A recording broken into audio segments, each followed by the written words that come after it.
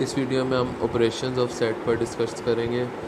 Set पर जो operations होते हैं उसमें हमारे पास यूनियन ऑफ सेट होता है, उसके बाद इंटरसेक्शन। यूनियन ऑफ सेट क्या होता है? यूनियन ऑफ सेट को हम यू से रिप्रेजेंट करते हैं और इसकी सिंपल बेसिक डेफिनेशन जो है, union of two set A and B is represented by A union B and it is a set which contain elements of both sets. ये बेसिक डेफिनेशन है। जब हम एग्जांपल करेंगे तो आपका कॉन्सेप्ट मज़ीद क्लियर होगा। हमारे पास एग्जांपल है, एक सेट है ए, ये बी सेट है। ए में एलिमेंट्स है 1 2 3 4, बी में 2 3 5। अब हमने क्या करना है? यूनियन फाइंड करना है इन दोनों सेट्स का।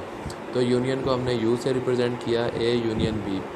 यूनियन में क्या होता है? हमने दो सेट हैं, इनमें दोनों के ना जितने भी एलिमेंट्स हैं उनको लिख लेना है, पर रिपीट नहीं करना किसी भी एलिमेंट को।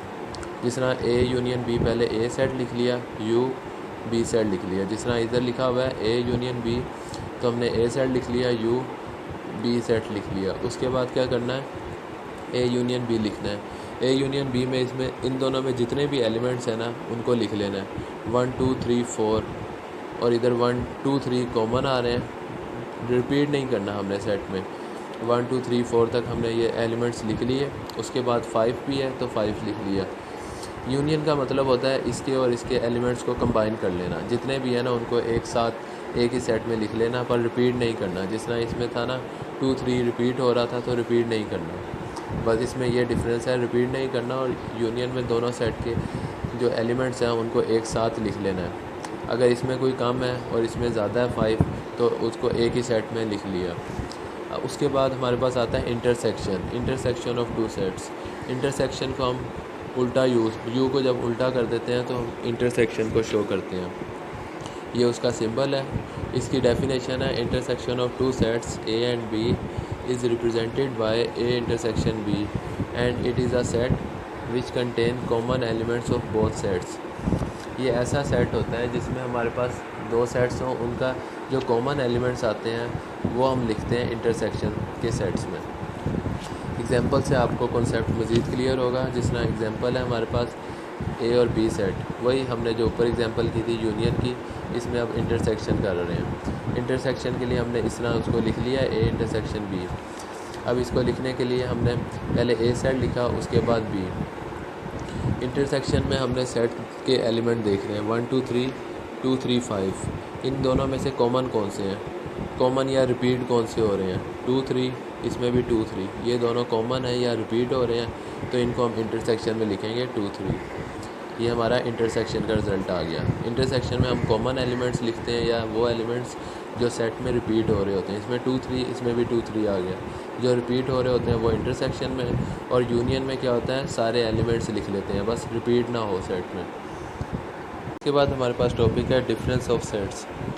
डिफरेंस, इसकी बेसिक डेफिनेशन हम देख लेते हैं पहले। Difference of two sets A and B is represented by A minus B. इस तरह दो सेट की अगर डिफरेंस फाइंड करना है, इस तरह इसको हम रिप्रेजेंट करते हैं।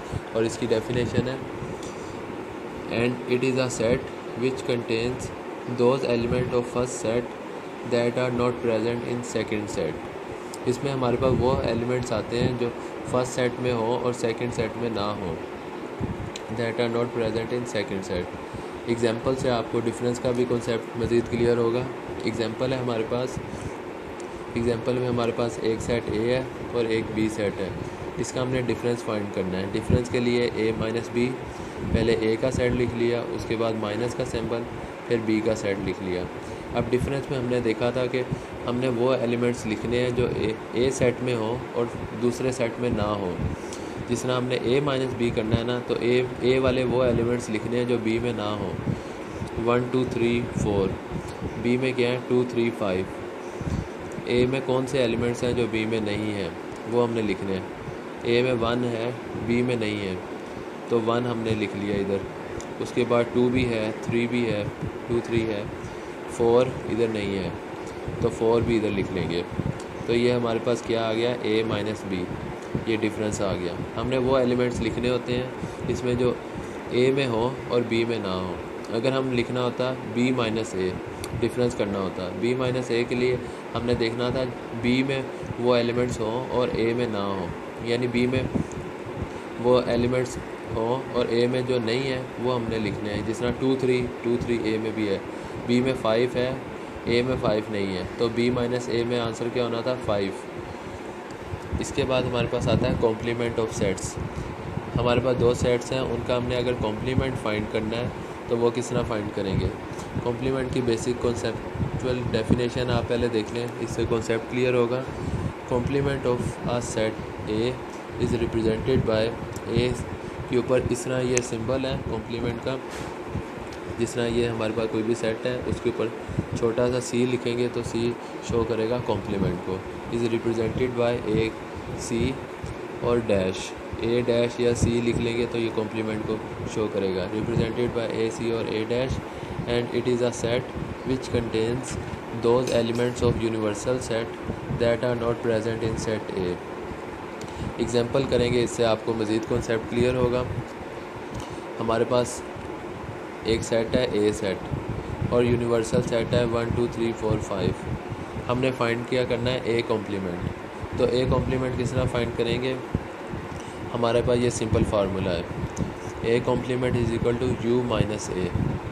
यू हमारे पास ये वाला सेट है, universal set minus A set. जब भी हमने किसी भी सेट का कॉम्प्लीमेंट फाइंड करना है, फॉर एग्जांपल हमारे पास एक सेट है बी सेट, इसका हमने क्वेश्चन में कहा गया है बी का कॉम्प्लीमेंट फाइंड करें, तो हमारे पास बी सेट दिया होगा और एक यू यूनिवर्सल सेट दिया होगा। तो हमने बी डैश या बी सी इस तरह लिख के यू माइनस बी यूनिवर्सल में से उस सेट को माइनस कर देंगे तो हमारे पास कॉम्प्लीमेंट आ जाएगा। जिस तरह हमने ए सी निकालना था तो ए का कॉम्प्लीमेंट क्या होता है you minus A. You set क्या है 1 2 3 4, तो ए कॉम्प्लीमेंट क्या होगा। अब हमने यू में वो एलिमेंट लिखने हैं जो ए में ना हो।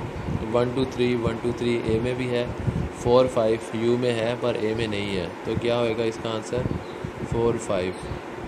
ये आंसर आ गया। डिफरेंस हमने करना है दो सेट्स का, जिस तरह हमने इसमें किया था ऊपर वाले में कि डिफरेंस का मतलब होता है इस फर्स्ट सेट में वो एलिमेंट लिखने हैं जो सेकंड सेट में ना हो। जिस तरह इसमें हमने देखा था 1 और 4 नहीं थे इसमें, तो हमने 1 4 लिख लिया। इसी तरह यूनिवर्सल सेट में जो एलिमेंट हों और दूसरे सेट में ना हो वो हमने लिखने हैं।